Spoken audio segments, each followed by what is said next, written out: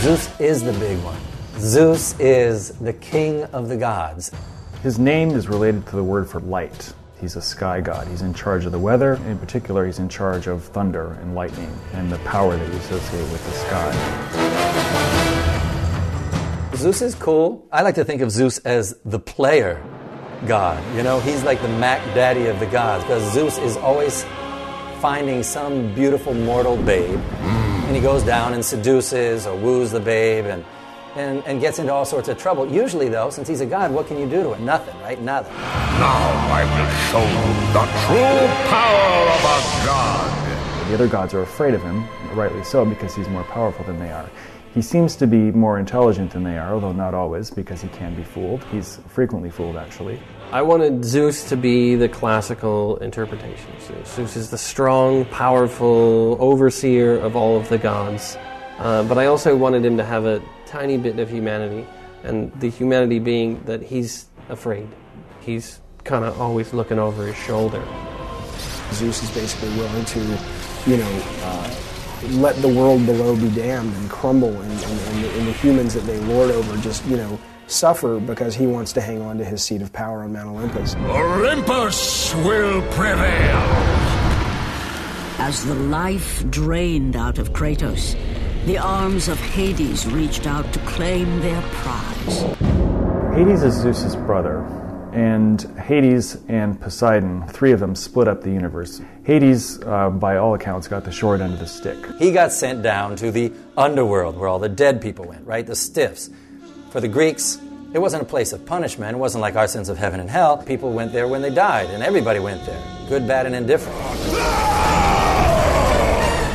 Hades, he's got his fierce helmet on with the spikes coming out, and he's got the spikes all over his armor, and that's the same kind of, the underworld is the same kind of feel. Grotesque shapes with very thorny, aggressive angles.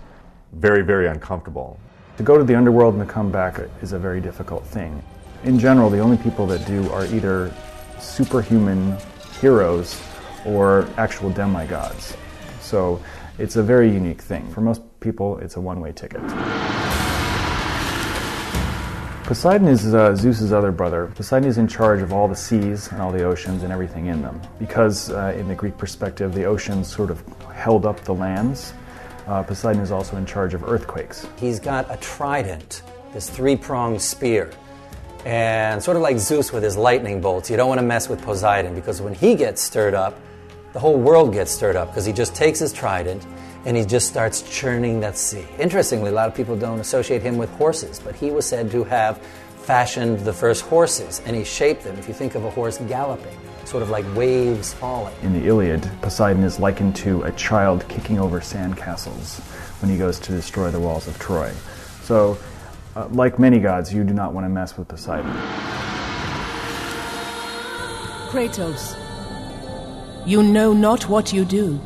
Athena, the gray-eyed Athena, the patron goddess of Athens. Her temple was on the Acropolis. She's the daughter of Zeus. She sprang out of his head in one of these great mythic moments that defy rationality. You can't explain it. That's what makes myths different. Zeus gets a whopper of a headache, and she comes basically fully formed outside of his head. In armor, helmet, breastplate, spear from the head of Zeus. And she's the goddess of war and wisdom, which is an interesting pairing. Enough, Kratos! With every city you destroy, the wrath of Olympus grows. Soon I will no longer be able to protect you. Athena is the kind of conflicted character in the game. She always wanted to help out Kratos. She had a little bit of empathy for him, and I want to infuse a little bit of that kind of like more than empathy for Kratos. The sexual tension between Kratos and Athena is bizarre, because it wasn't intended, and we finished the first game, and it's like, are they doing it, those two? Do not turn your back on me. I owe you nothing. Then you leave me no choice. Her loyalty is to the gods, so she wants to keep the peace. And she always kind of walks that fine line, and she's conflicted about whether or not she's going to cross that line for Kratos.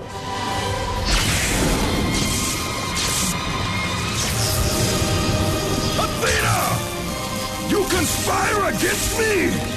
You don't know where she's coming from. You don't know if she's on the side of Zeus or if she's on the side of Kratos. You don't know if she has a thing for Kratos. So I'm very eager to see where her character sort of goes as we finish the story of Kratos, because I think there's definitely more to Athena than we've seen so far.